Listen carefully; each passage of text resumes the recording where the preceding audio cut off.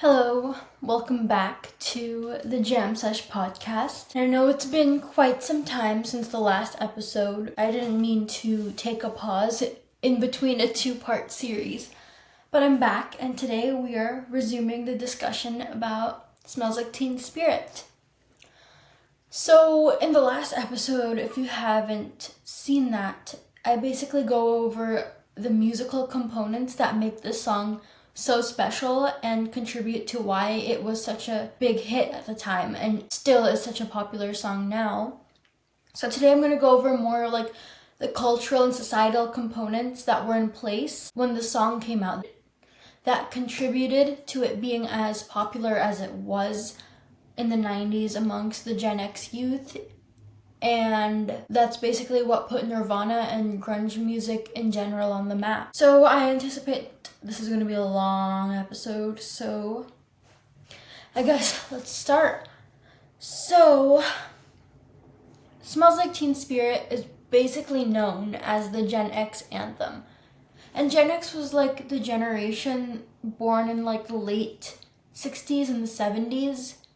Like if you're a Gen Z, then your parents are most likely Gen X. So they came of age in like the 80s and 90s, and this is their anthem. And I'll go into that in more detail later on. So this song, as I talked about in the previous episode, is an amazing work of art. It's really, really good musically, but there's also an element of happenstance that leads to something becoming really popular.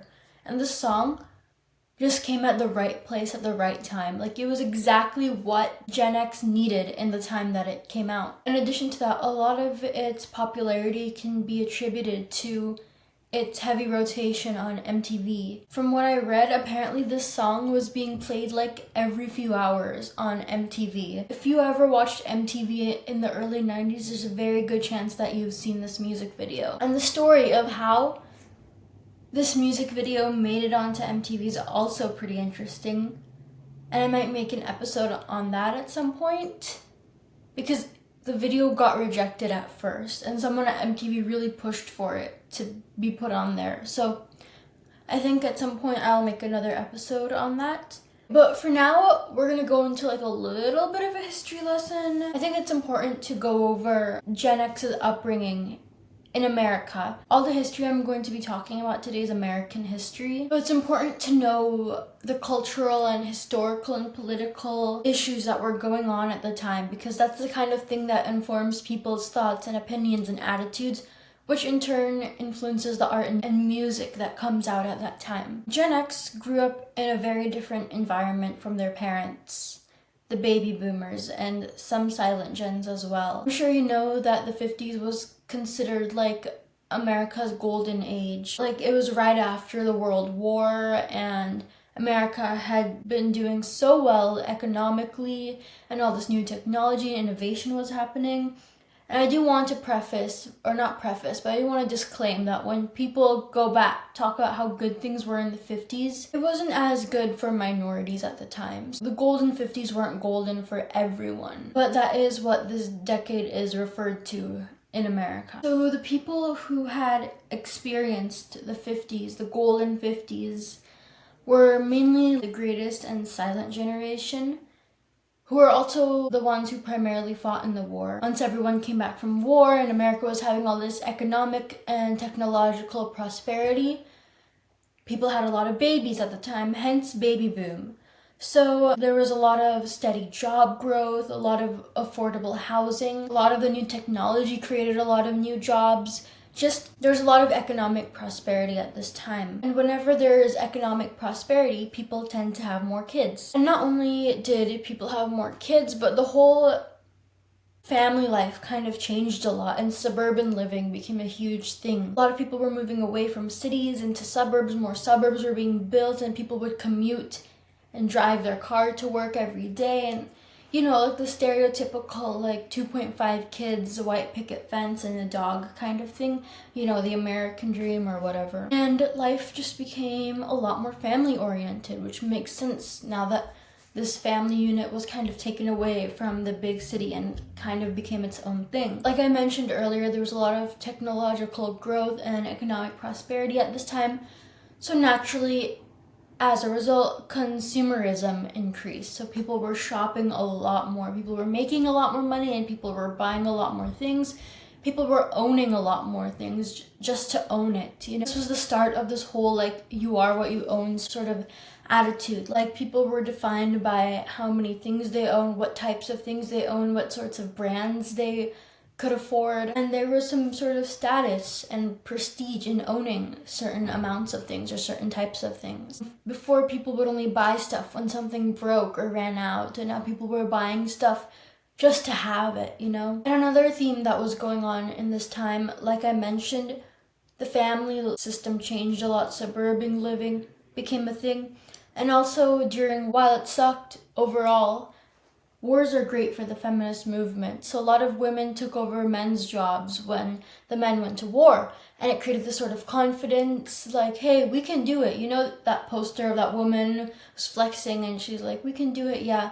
Anyways, that's from World War II. I'm sure you already know all this history, but I just wanted to go over it because I want to illustrate what things were like before Gen X were born, so I can contrast it with the type of environment that Gen X grew up in. Now that the war was over, the men came back and took back their jobs, and then the women kind of became housewives. Like the men would go to work, the women would stay at home and cook and clean and take care of the kids and manage the household. And that was just the norm, that was the expectation. Women didn't really work unless they had to. A reversion of traditional gender roles, basically. And then there's also the GI Bill that was passed, where basically anyone who fought in the war could get an education for free, higher education for free. So that led to a lot more people being educated.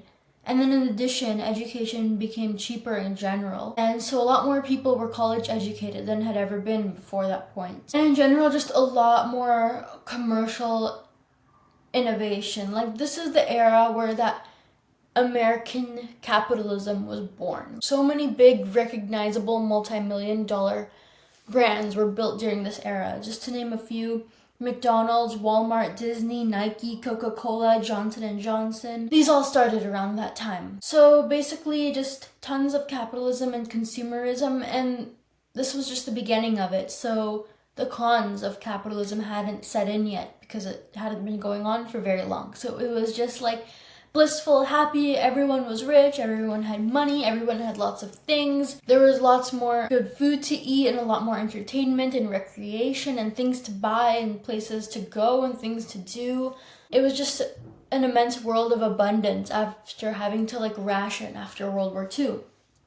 That was kind of the era that the greatest generation and the silent generation were experiencing in the 50s, and that was the kind of society that baby boomers were born into. But then a change happened. So what happened when baby boomers grew up and came of age? As is typical teenage fashion, when you reach that age, you become rebellious and you want to challenge the older people's way of thinking. You want to rebel against your parents' way of thinking. And you want to challenge societal norms of the time. And hence the countercultural movement was born. So they wanted to challenge a lot of the values of their parents' generation, like materialism and conformity that they grew up with. You see this happen all the time. Like trends and cultural movements always oscillate. Like something will be really popular and then the opposite will be popular and then it'll come back and so on. So like nothing is forever. So if one thing is trendy, the exact opposite will be trendy like the following decade and so on. So naturally, teenagers usually want to do the opposite of what their parents are doing. And so a lot of them became hippies. And there were a lot of political and societal things going on at the time that also contributed to this. Baby boomers coming of age was influenced by the Vietnam War, the Civil Rights Movement, and then birth control became a thing, which led to a sexual revolution and the second wave feminism. And then there was this whole hippie psychedelic culture as well. So these are the kinds of things that baby boomers came of age with. Another big shift that changed for baby boomers is that marriage and family values shifted and changed a lot, and marriage became a lot less of a priority than it used to be. And so there's this thing called gray divorce, which is basically like, for baby boomers, they have the highest highest divorce rate in American history. Because so many people got married because that's what they're expected to do. But then a lot of people were questioning, like, why do we have to get married? And, like I said earlier, the sexual revolution made it so that people didn't want to commit as much. Personal fulfillment became more of a priority. Like, I don't exist for my family, I exist for myself kind of thing. Like, that very individualistic American culture was becoming really popular at the time. And then there were also no-fault divorce laws that were passed at the time, which made divorce skyrocket, because before you had to prove that someone did something wrong, and that's why you were getting a divorce. But this law made it so that anyone can get a divorce for any reason, and there doesn't necessarily have to be any blame attributed to anyone. And another value that shifted around marriage was people were marrying for love rather than practicality. So it was basically like, you marry someone from a similar culture and socioeconomic status, and you see how your lifestyles and personalities would fit together. It was more about compatibility and practicality. But then baby boomer generation kind of ditched that and married for love. And that led to a lot more divorce, because sometimes when you marry for love, your emotions get in the way of your logic, and you marry someone who might not necessarily be the best partner for you, or someone that you're not necessarily compatible with. Like, just because you're in love with someone doesn't mean you'll necessarily have a successful relationship with them. There's lots of other factors that contribute to a successful relationship other than just being in love. And then things were also changing for women. So like I said earlier, after the war, there was a shift back to traditional gender roles. But then around the 60s or so, The Feminine Mystique was published, which was basically about how being a housewife is not fulfilling to most women. That book took the nation by storm. A lot of women were realizing, like, why do I have to be forced to be inside the house? Why can't I pursue a career if I want to? People get fulfillment from contributing to society. And more importantly, when you are a stay-at-home mom, you're existing for other people. You're cooking for your husband and children and cleaning for them and just doing things for them, and you're not doing stuff for yourself as much. A lot of women were like, screw this, I want to work. I don't want my life to just be about marriage and kids and that's all. So a lot more women joined the workforce, and that resulted in a lot more financial independence for women, which means that, again, they didn't have to marry for money. They could marry for love, or they didn't have to marry at all, some of them, if they made enough money, which probably not many did at the time. But if she had some family money in addition to that, then maybe she could have the option not to get married. And like I said earlier, while the 50s had great economic prosperity, after that, everything kind of got messed up. And there was a lot of economic instability. For example, the government, because they wanted to control inflation, they raised interest rates, which led to the 1980s recession. There was high unemployment and stagflation, which basically means high inflation with stagnating economic growth. Then there's the 1990s recession, and that was caused by the collapse of the savings and loan industry. Economic fallout after the Gulf War. So this led to a lot of layoffs in the 90s and a lot of unemployment. There was a lot of deindustrialization as well. So, in the late 1800s, early 1900s, there was the Industrial Revolution, where people were using machines to do everything. You didn't have to do stuff by hand as much. And factories became really popular, and that led to so many jobs. But then later on, in the second half of the century, most jobs were not about physical things, but about digital things. There's a big shift from manufacturing jobs to service jobs in the 80s and 90s. There were lower wages, fewer benefits, less job security, which led to more temporary and gig work, which leads to job and financial instability, and you don't have benefits or retirement plans. So the workforce was changing a lot. Before, it was like you get a job straight out of high school or college, and then you work at that job till you retire, and then you die. But things were changing now. People would have a lot more careers and a lot more jobs, and sometimes people would be doing a lot of gig work, which nowadays we call freelance work. Typical employment wasn't as the path for everyone anymore. Plus, globalization led to the outsourcing of lots of jobs as well to other countries. And then there's also increased demand in education, because the more educated you are, the more money you can make. But because there is so much demand, they also increased the prices. So now education became a lot more expensive than it was in the 50s, especially considering because of deindustrialization, unskilled labor was not as high paying as it used to be. Now you had to get an education and have more intellectual skills rather than physical skills, which also increased the demand in education, which increased its cost. And now a college degree is insanely expensive and doesn't even necessarily guarantee a job, which is kind of crazy. There's also the 1973 oil crisis, which caused global economic disruptions. In general, all of these economic issues led to an increasing disparity between the rich and the poor as well, the haves and the have-nots. And whenever there's a big disparity like that, there's also a lot more resentment as well.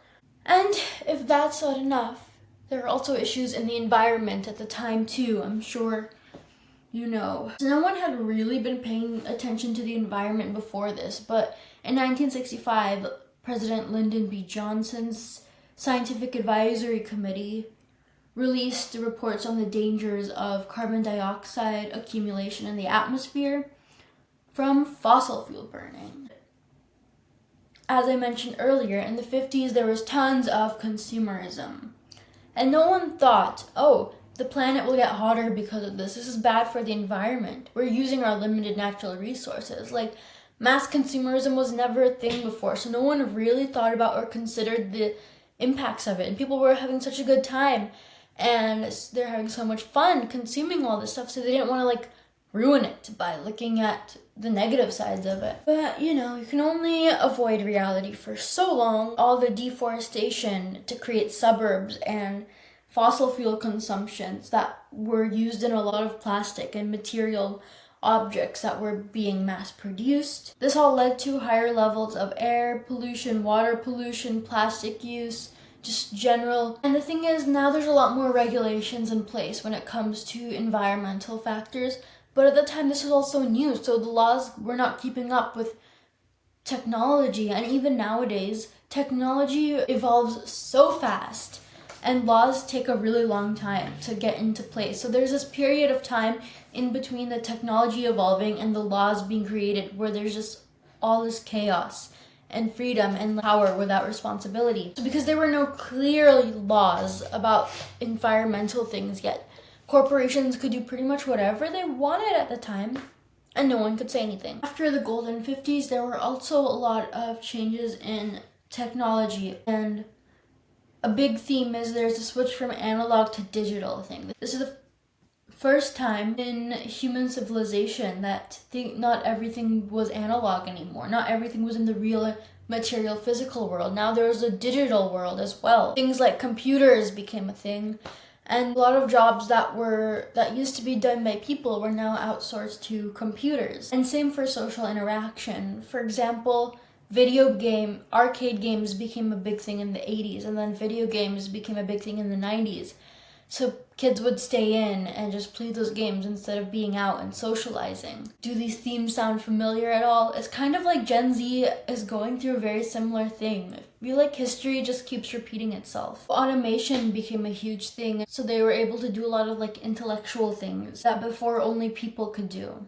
The Industrial Revolution outsourced a lot of physical labor, and then the Technological Revolution outsourced a lot of intellectual labor. There were a lot of changes in family life as well, and I talked about this a little bit when I was going over the Grey Divorce thing. But yeah, so as a result of the Grey Divorce, the traditional nuclear family format fell apart, and the highest divorce rates in the country were in the 1970s and 80s, which was when Gen X were children, and baby boomers were the ones getting divorced. So a lot of blended and non-traditional family structures became a thing. You know, single parents and step-parents, even mixed-race families became a lot more socially acceptable as well. Additionally, as mentioned earlier, because women read the feminine mystique and were like, I want to go do stuff that I want to do.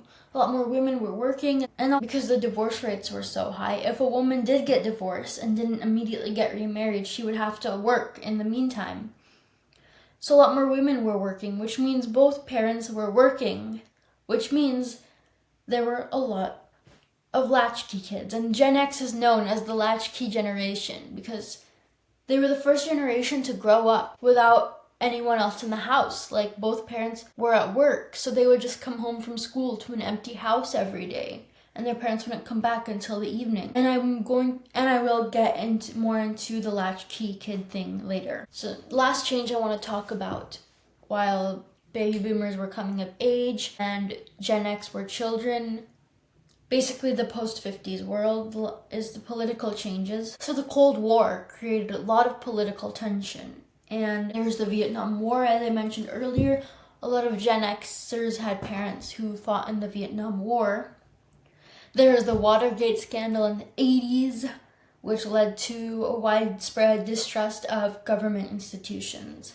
And keep this theme in mind because we will revisit it later on, this whole distrust in institutions idea.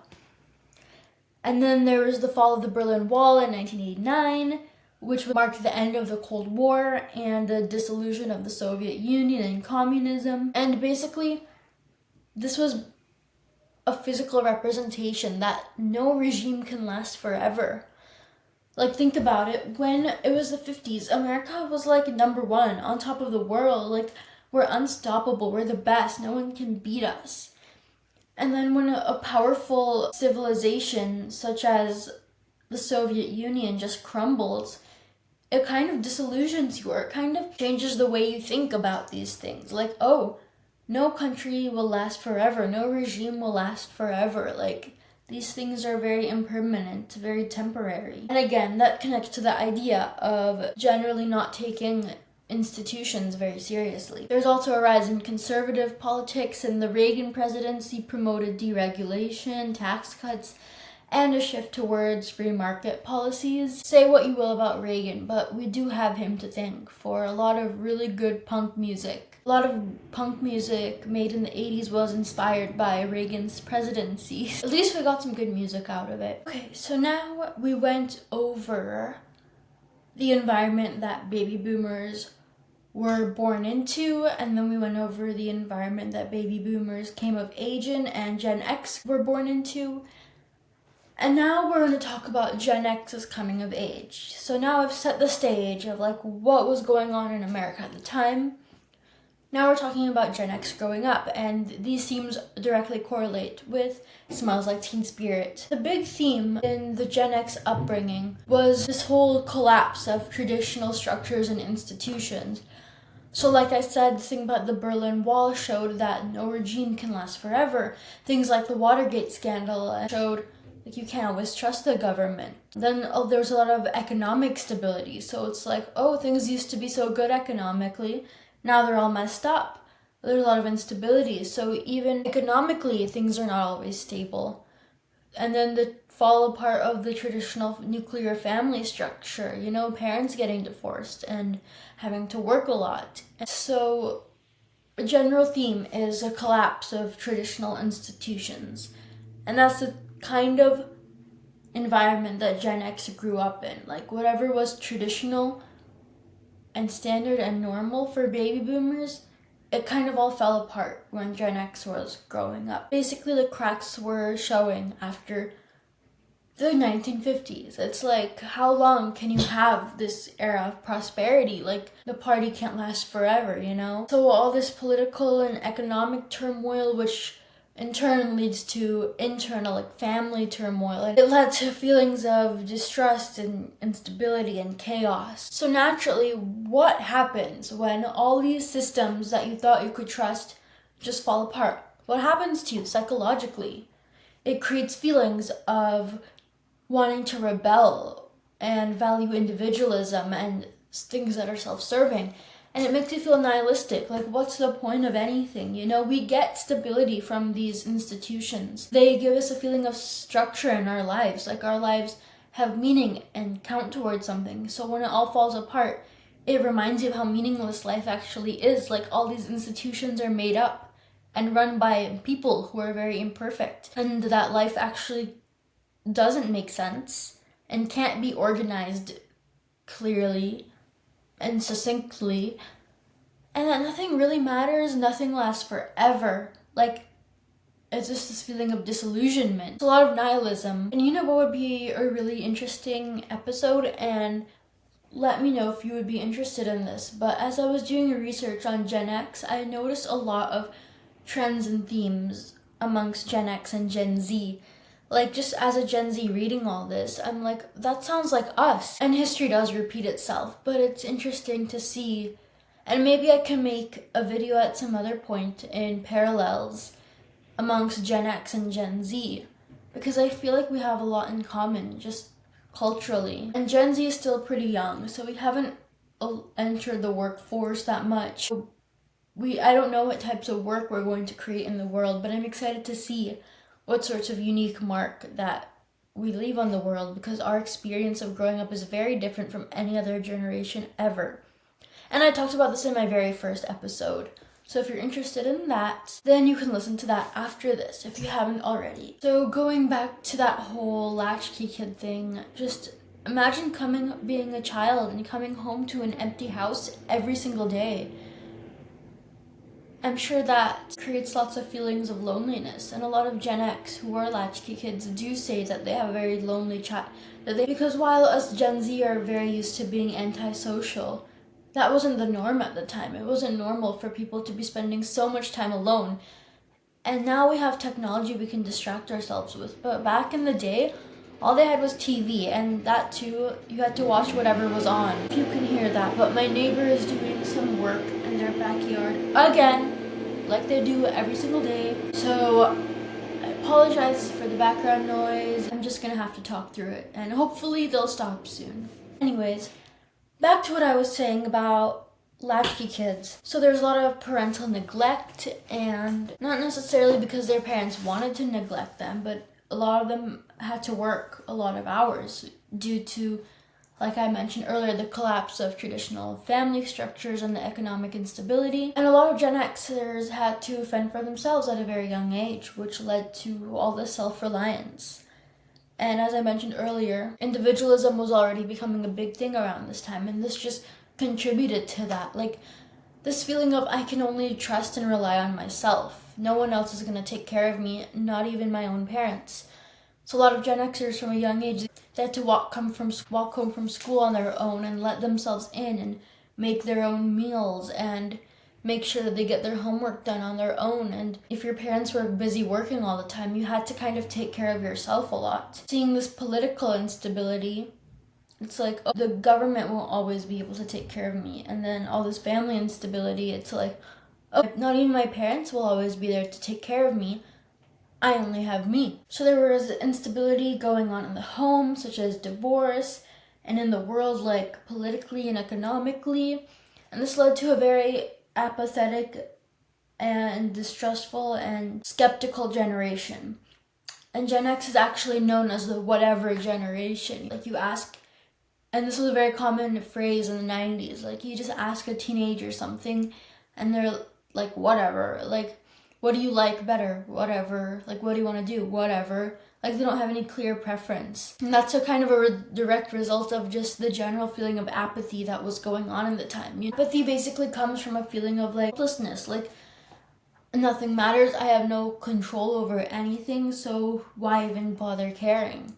Caring takes time and effort and energy, and it's an emotional investment. And if you don't feel like you're going to get that return, then you're not going to make that investment. Thus, the whatever generation was created. Many Gen Xers disapproved of the materialism and conformity and the traditional values of the previous generations. And this is a very common theme that you will see amongst Nirvana songs and a lot of other similar bands at the time. Like I said earlier, they were like disillusioned. Like, this illusion was shattered, and then they became disillusioned. Everything in America looked perfect on the outside in the 50s, but there were cracks starting to show now. There's trouble brewing underneath the pristine surface. And I just love to this idea, like, nothing that's perfect really exists, because even things that appear perfect have issues underlying this. So that leads to this sort of feeling of skepticism and cynicism that was very prevalent amongst the youth at the time. So this was like the general vibe that was going on at the time amongst Gen X growing up when they were coming of age, like their teens and 20s. So now, just picture it. There's this generation full of teens and 20-somethings feeling apathetic and nihilistic and disillusioned and alienated and rebellious. And then comes along this 24-year-old with messy hair covering his face and a loud voice and an even louder guitar. He's rebellious and apathetic and eccentric and chaotic. Basically everything Gen X would resonate with. This man, as you can probably predict, was Kurt Cobain. And even the music video as well there's the cheerleaders are wearing anarchy symbols on their uniform. And there's guitar smashing, which not only is rebellious because that's not really a social norm to just destroy instruments, but also it's symbolic of being against materialism. And then the lyrics of Smells Like Teen Spirit, which I analyzed more in depth in the previous episode, but there's themes about like dangers and gun and denial and rebellion and youth and just all these perfect themes that the kids needed to hear at the time. The lyrics were not completely sensical, and therefore represents this idea of going against tradition, norms, and structure. I analyzed the nonsensical nature of the lyrics in the previous episode, but it's like, what do a lot of the lyrics mean? Like, what's a mosquito, my libido? Like, it's not directly, it doesn't make direct sense when you listen to it. And so that goes against what was traditional. Before, lyrics had made a lot of direct sense. And, it didn't follow the norms. It lacked the traditional lyrical structure of songs that came before it. Like the idea of words being not about what they mean, but how they make you sound and feel. And that was Kurt Cobain's signature songwriting technique. It's not about the literal meaning of the words. It's about the vibe. It's all about the vibes. And this idea of the lyrics not being completely sensical kind of represents this idea of nihilism. Like, the lyrics don't make sense, and the lyrics have no meaning, and neither does life.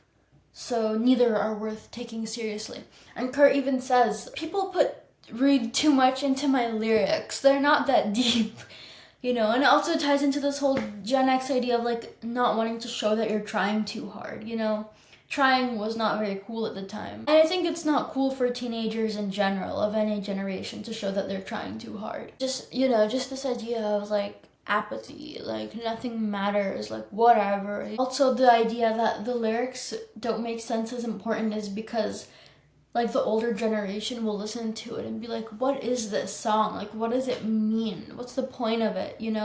Like whenever older generations listen to the current generation's music, they always have to disparage it for some reason. Like the older generation never likes the younger generation's music. They always think it's stupid and meaningless and that their own generation's music is superior. And Gen Alpha is still too young to have their own music yet, but when they do, I'm sure a lot of us Gen Z are going to be trashing on it. But anyways, it ties into this teen rebellion idea of wanting to participate in something that your parents and that older generations can't understand. And it's loud, it's rebellious, it's angsty, it's just very different from the music that was being made at the time. And now, we're going to take another history break just to talk about what types of music was being made at the time. So a little music history break, and then we'll get back to talking about Gen X and Smells Like Teen Spirit.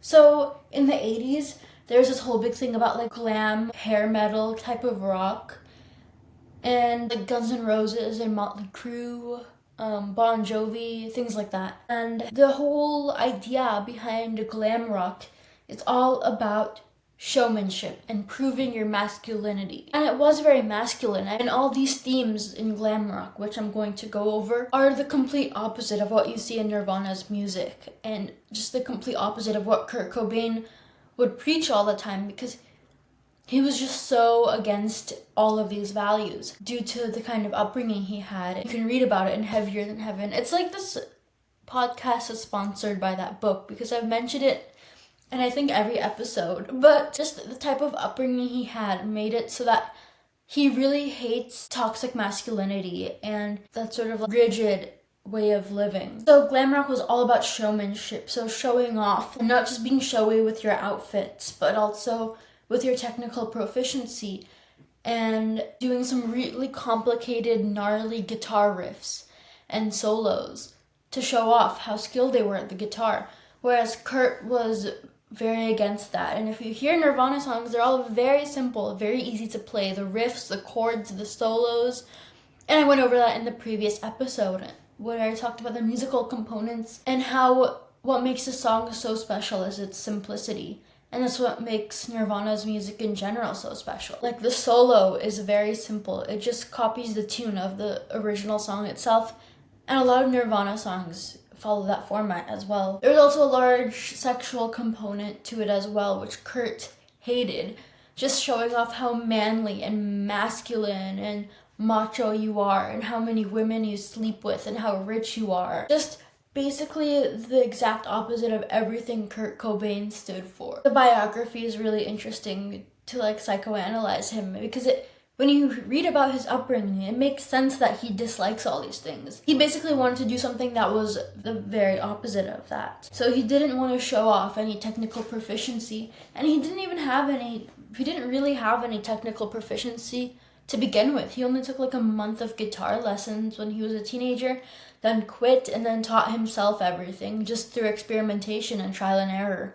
And a lot of the songs, when he plays, he doesn't even play them correctly, in quotes. For example, he doesn't always mute his power chords. And even Smells Like Teen Spirit itself, the power chords are not muted, which is technically not how you're supposed to play a power chord, but if it sounds good, then is it wrong? The point of music is to sound good. You don't need to blindly follow every rule if it doesn't make sense for a specific scenario. And that's why Kurt Cobain is such an influential and important musician, because he broke down this idea of good music is not mutually exclusive with technical proficiency.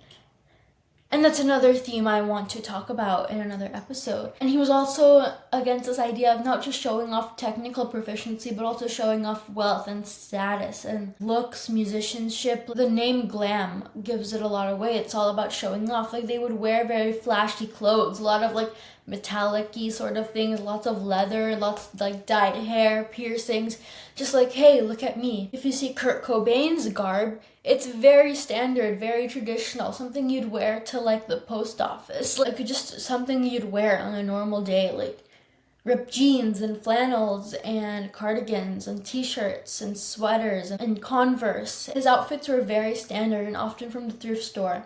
And he would continue to buy clothes at the thrift store even after he became rich, which I think is really interesting. Nirvana is not about showing off masculinity.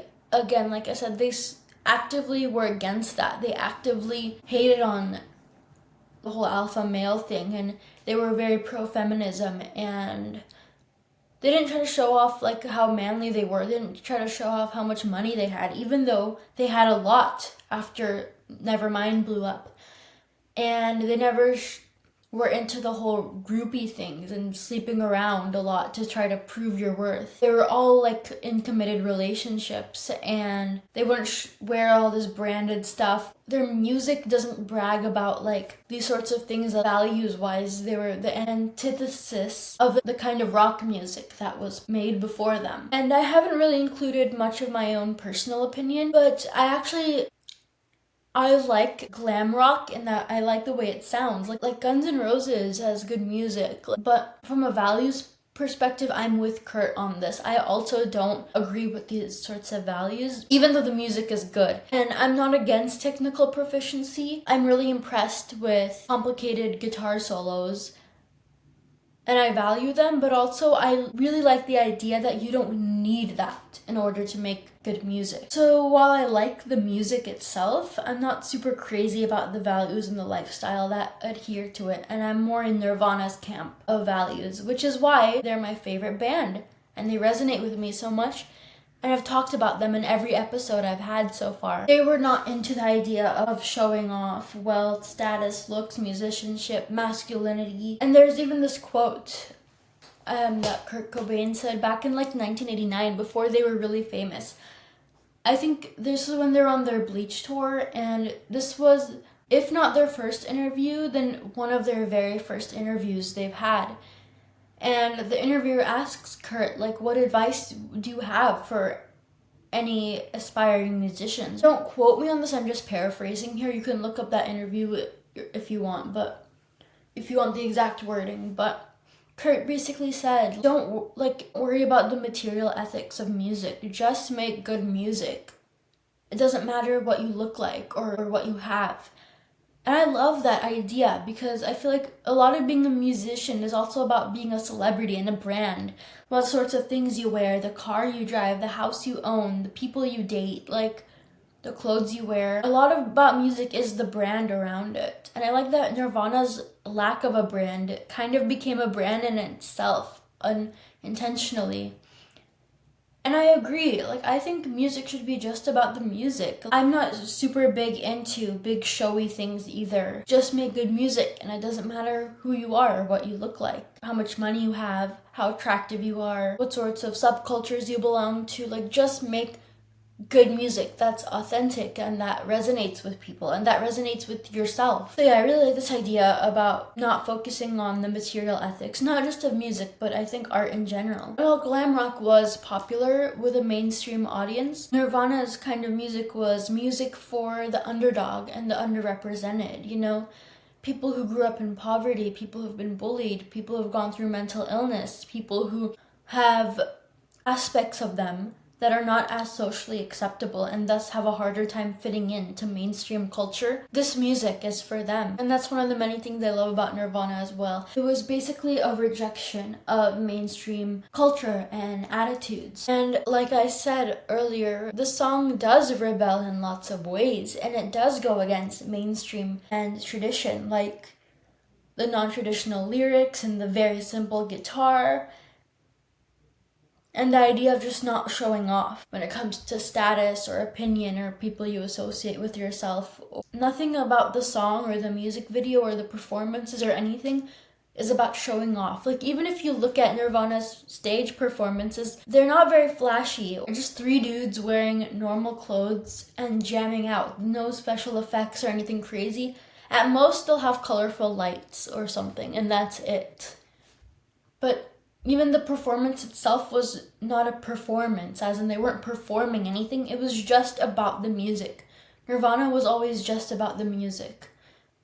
And that's why I and so many other people valued them at the time and value them still to this day. So yeah, Kurt Cobain was a true artist in that sense. It was just about the music, not the fame or the money or the admiration or the accolades or the awards. And then there's this whole other debate about, did Kurt want to be famous or not? Because Kurt had very conflicting feelings about fame. On one hand, he really wanted it, and on the other hand, he didn't want it at all. He was really complex like that. There are a lot of conflicting aspects of his being. So I think that would be interesting to analyze. But yeah, in general, he wasn't doing it for any of the superficial or external things. It was just about the music for him. Whereas glam rock had a big element of showing off. So yeah, this led to Gen X having a musical movement of their own, because they hadn't had that yet. Like, the Beatles had the baby boomers had the Beatles, which was huge. And this was the next big musical movement, the next mania. Just like how there was a Beatlemania, now there's a Nirvana mania. Has there been a mania since? Comment below. Following Nirvana mania, what was the next mania to come after that? Who was popular enough and who changed the game enough that there was a mania? Comment below. So yeah, everything about the song screamed rebellion, both metaphorically, both symbolically, and literally. He was screaming in the song. And it really resonated with Gen X, who was rejecting tradition and structure as a result of the type of upbringing they had. And due to this, alternative culture was big in the 90s.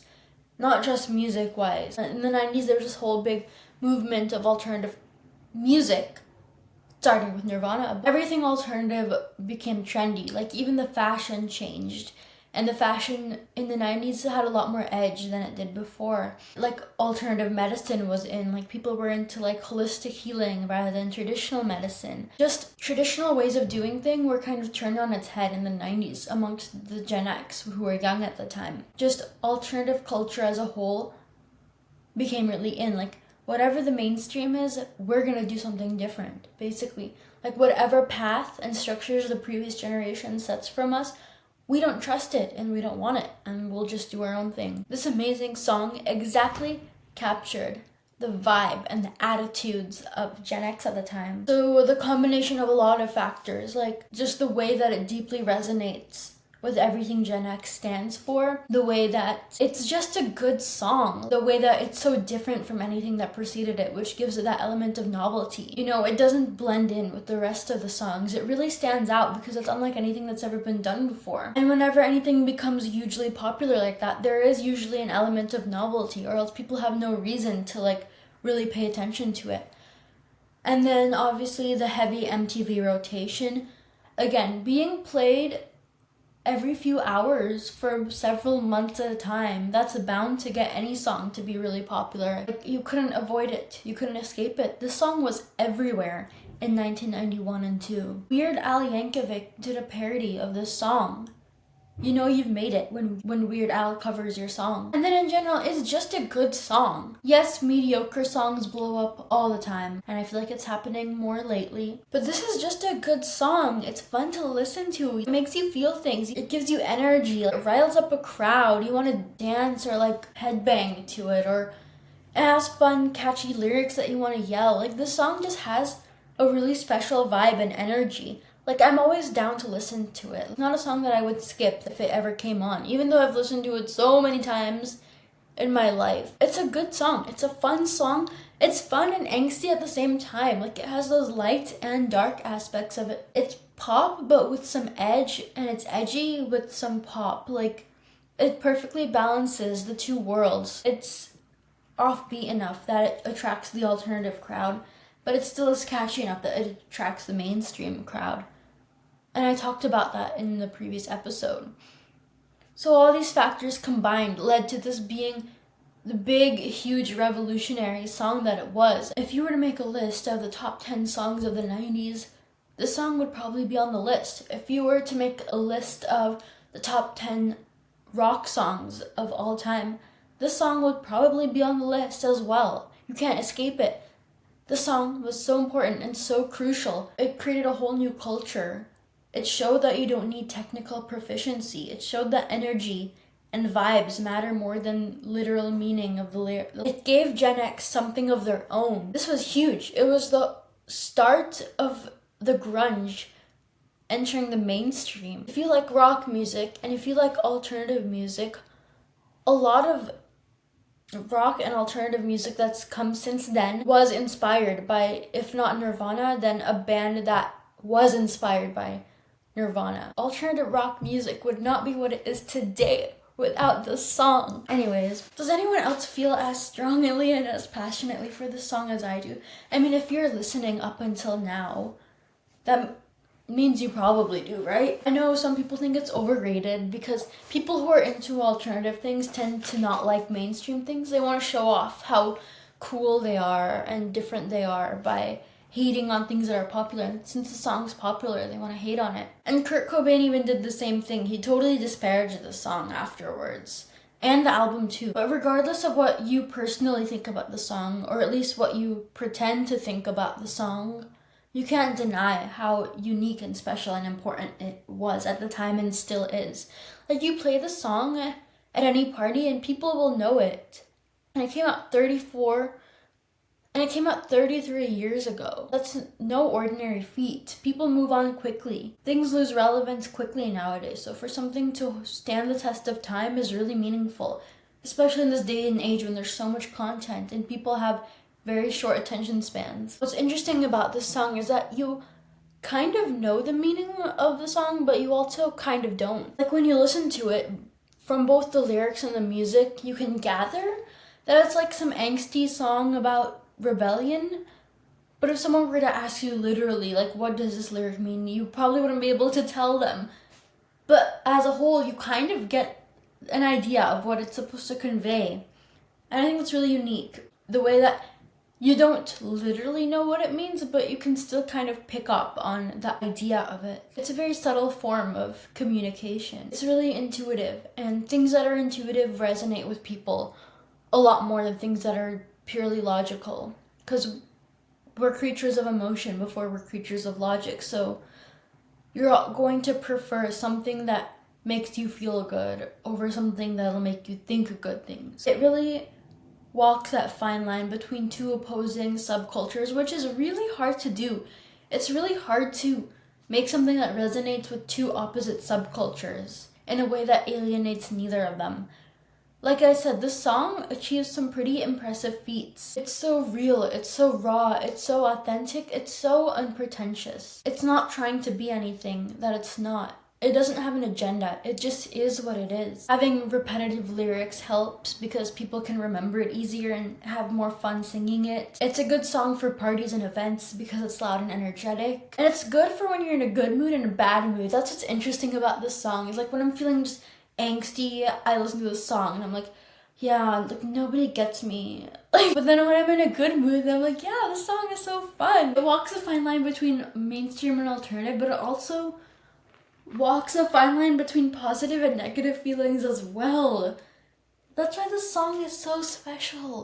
I hope listening to this will give you a lot more appreciation for this song, because it does so much in just 5 minutes. It's catchy, there's novelty, and also just the idea of the weird lyrics. It gives people something to discuss, something for people to talk about. That's the whole premise of Weird Al's parody, is that no one understands what it means. And Kurt Cobain saw the parody and he loved it. He thought it was hilarious. Kurt Cobain himself and Nirvana themselves represented these new unique values. They themselves had a lot of novelty. There's no celebrity or public figure like Kurt Cobain ever. Like, there wasn't one before him, and there's been no one like him since him. He's so unique in his own thing, you know? Like, there's no such thing as, oh, this musician's the next Kurt Cobain. Like, there is no next Kurt Cobain. He's his own thing. No one can be him. He's so authentic and unique. So, in conclusion, this song is basically everything that would resonate with Gen X based on their upbringing. This song really resonated with those values and outlooks. It strikes a musical balance of punk and pop without compromising either. And again, I talk about the musical components in the previous episode if you haven't listened to that already. And it captures the vibe of like this rebellious, disaffected youth. It's nihilistic, it's angsty, yet it's also fun. It's just like, it's a historical time capsule, you know? This song perfectly represents this time period and this era and this generation. And while it resonates with people of lots of generations, like lots of millennials resonate with it, lots of Gen Z resonate with it, like myself, but it's still very unique to its time. Like, it's a product of its circumstances. It's a snapshot of history and culture. It was the start of a new era of music. This song was just a really good song that represented lots of really new values, that was just at the right place at the right time, and it contained attributes of two different worlds that otherwise wouldn't have much in common. And that's why Smells Like Teen Spirit is such an iconic song. So now, when you're done listening to this episode, I want you to go listen to it right now and appreciate it. Because if you're listening to this podcast, you're probably into alternative music, and you have this song to thank for that. So that's the end of this episode. I thank you for listening to me ramble on about Gen X and boomer history and music and Nirvana, but that's what this podcast is about. I'm interested in alternative culture and rock music, and I'm super interested in the 90s, and I love comparing generations with each other. And I'm always going to connect everything back to Nirvana. In fact, it would be interesting to see how many episodes in a row I talk about Nirvana. I'm sure I'll talk about it in the next episode. I don't even know what's in it. I haven't written it yet, but I'm sure I will. Because alternative music starts with Nirvana. Plus, it's my favorite band. Plus, it's the band I know most about, the band I know everything about. Anyways, so that was the end of this video, and I hope that you can value and appreciate the amazing, brilliant artistry of the song. That's all I have for you today. Thank you for listening, and I hope to talk to you next time.